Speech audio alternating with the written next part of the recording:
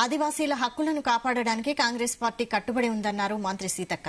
ఆదిలాబాద్ జిల్లా ఇంద్రవెల్లిలో అమరవీరుల స్తూపానికి మంత్రి సీతక్క నివాళులర్పించారు. ఆదిలాబాద్ జిల్లాల బీఆర్ఎస్ బీజేపీ నాయకులు ఆదివాసీల మధ్య గొడవలు సృష్టించేందుకు ప్రయత్నిస్తున్నారని ఆరోపించారు మంత్రి సీతక్క. దేశంలో జరుగుతున్న ఎన్కౌంటర్లలో ఎక్కువ మంది ఆదివాసీలే చనిపోతున్నారని ఆవేదన వ్యక్తం చేశారు.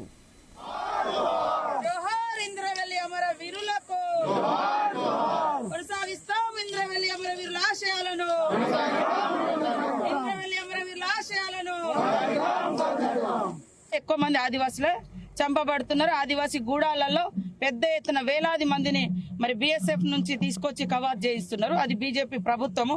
అక్కడ ఒక ఆదివాసీని ముఖ్యమంత్రిని చేసినామని చెప్తున్నాం, మరి రాష్ట్రపతిని ఇచ్చినామని చెప్తూనే పట్టుకొని చేయాల్సినటువంటి అవసరం లేదు.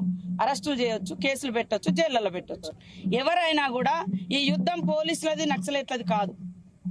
ప్రభుత్వాలు కార్పొరేట్ కంపెనీల కార్పొరేట్ వ్యవస్థ అక్కడ పెద్ద ఎత్తున మైనింగ్ల కోసం జరుగుతున్నటువంటి దానిలో పోలీసులను ప్రతి మాట ప్రకారం ఇచ్చిన వాగ్దానం ప్రకారం మొదటి పర్యటన కూడా పోలీసు అధికారులు అన్నారు, ఇన్నాళ్ళు మేము అక్కడికి ఎవరన్నా పోతే కనీసం తెలంగాణ వచ్చిన తర్వాత కూడా అధికారికంగా చేయలేకపోయారు. మా సీఎం గారు అధికారికంగా వచ్చి నివాళులు అర్పించారు. వాళ్ళు చేసినటువంటి పోరాటం, త్యాగం జనం కోసం, మా యొక్క ఫ్యూచర్ కోసం, భవిష్యత్ కోసం అది గుర్తించారు. కాబట్టి మరి మీరేం చేస్తారు బీజేపీ బీఆర్ఎస్? కాబట్టి ఖచ్చితంగా మా ప్రభుత్వంలో ఏమైనా తప్పులు జరిగితే మేము సరిదిద్దుకునే ధైర్యం, దమ్ము మాకు ఎప్పుడో మేము ఒప్పుకున్నాం. ఇది మా పొరపాటుగా మేము భావించినాం.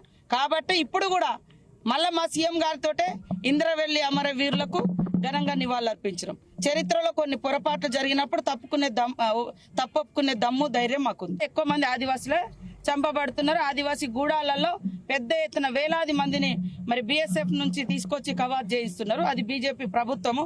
అక్కడ ఒక ఆదివాసీని ముఖ్యమంత్రిని చేసినామని చెప్తున్నాం, మరి రాష్ట్రపతిని ఇచ్చినామని చెప్తూనే పట్టుకొని చేయాల్సినటువంటి అవసరం లేదు. అరెస్టులు చేయొచ్చు, కేసులు పెట్టొచ్చు, జైళ్లలో పెట్టొచ్చు. ఎవరైనా కూడా ఈ యుద్ధం పోలీసులది నక్సలైట్లది కాదు.